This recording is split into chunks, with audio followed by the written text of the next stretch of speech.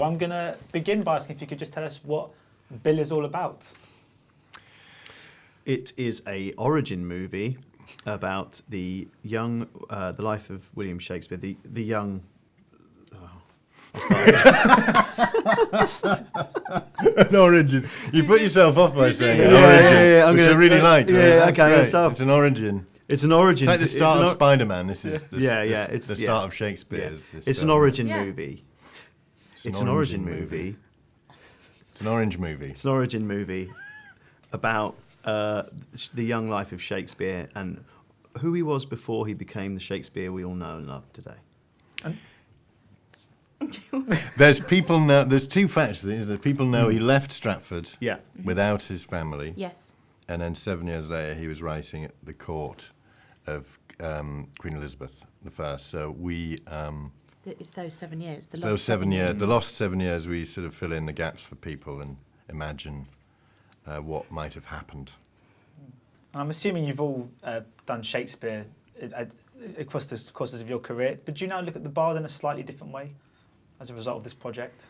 Not really, no. It's very much, I think, a creation and a...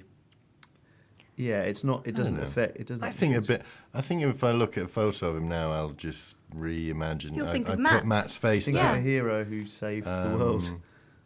Yeah.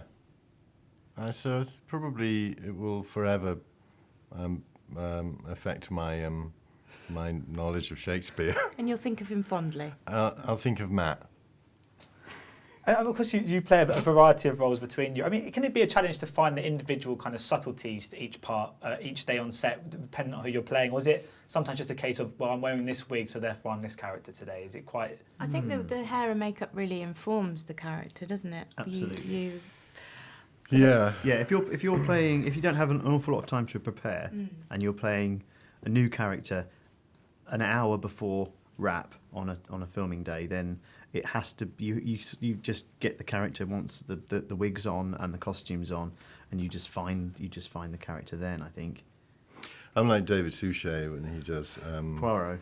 When Juan has a moustache on, I am Juan, and I won't answer to Simon, and I can only speak in this way, which is a Spanish accent. Is it?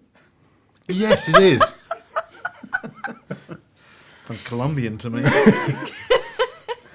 And of course, the characters were written with you all in mind. I know that.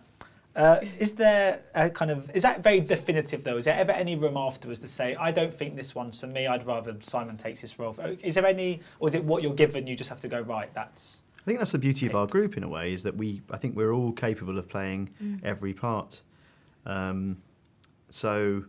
They wouldn't give any roles away, would you, boys? No, I don't think so. We're far too greedy. But with the principals, it was mapped out who would play who, and with the sort of the smaller fringe characters, it really all depends on where we are that day and if we're in makeup when that scene's being filmed and yeah, I think you always end up playing someone in the dress, though. Are you always just hanging around the... That's just something that stuck. Those are the days I'm in makeup. Yeah, basically I begged to play a crone in Horrible Histories when we were filming that, and they said no because it probably wasn't the right show for a man to play someone else without. No, so flagging there that aren't up. that many women in history, Jim. So you No, have to give the girls a go. Of course, I understand. Yeah, absolutely. So that was that. So I did that with Yonderland, and I think it stuck. And have you seen the film on the big screen yet? And it must be, because I mean, obviously a lot of your careers have been on the television. It must be so kind of fulfilling to see yourself in a cinema with sort of loads of people around you. It must be quite a cool amazing. experience. Yeah, it was nice. We had a screening the other day with lots of kids who really loved it, and it was very gratifying to hear them laugh. People who have through. sort of grown up with us through Horrible Histories and stuff, and I'm loving it. But to see the six of us up there is, it's a very proud moment, I think, for us all. So do you get more pleasure hearing a child laugh at a joke or their parents? It's both. If they both laugh, then I think we've done it. Our job, totally. Our job. It's more of we're after a sort of universal appeal. We're after a show for everyone rather than particularly children. And my final question is: when you do go to the cinema, this is a Yeah. massively important question, by the way. Yeah. What do you go for of all of the different things? You know, sweet or salted popcorn. You could have a hot dog. Salt popcorn every time. Salt. Every Salt, time. then sweet, Do layered. you do it layered? Yeah. No, I don't. You have the salt on the bottom and the sweet on top. So you have the sweet No, first. I have the salt on top, then the sweet. So you've got savoury and then dessert. Like a meal. Like a meal. but occasionally, if I'm feeling a bit weird, I'll just dig Whoa. down to the sweet, just to mix it up a bit. And then you let some rogue salt popcorn kernels go down Yeah. into. Yeah. Well, you do create a kind of sweet vortex, or a salt vortex Yeah. into. I Yeah. ask for your it snack? all mixed and mashed up. I bet you have Oh. nachos. No, I don't. Oh, I don't never. you? I always have popcorn. I have sweet and salt all together, and then I have a big Fanta orange, and I really enjoy both them things. I sometimes have a hot dog. Do Because you? they don't serve sandwiches They at the go cinema. round so all it's the day. only I've had sandwich you can have. yeah, but they're fresh that morning, Yeah. surely, No. Just from a the sausage, freezer.